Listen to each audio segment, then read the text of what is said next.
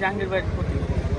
মাদক সন্ত্রাস নিরাময়ে S M Jahangir zero tolerance.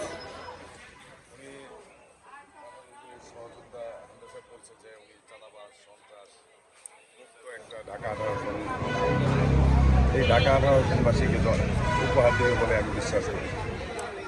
এই আমি মনির ভুইয়া কনভেনার বিমানবন্দর থানা বিএনপি হবে বিমানবন্দর থানা বিএনপি। আমি আমির হামজা, সাবেক যুগ্ম সাধারণ সম্পাদক, বিমানবন্দর থানা বিএনপি। আপনাদের বিমানবন্দরে বিশেষ করে রেলওয়ে অসংখ্য চাঁদাবাজি হয়, সেই বিষয়ে আপনারা কি পদক্ষেপ নেবেন তাদের বিরুদ্ধে? আমাদের রেলওয়েতে আপনারা শুনছেন, আমরাও শুনছি, কিন্তু আমরা বাস্তবে তার রূপ দেখতে পাইনি। যদি হয় এটার ব্যবস্থা আমরা কঠোর হস্তে দমন করবো। ঠিক।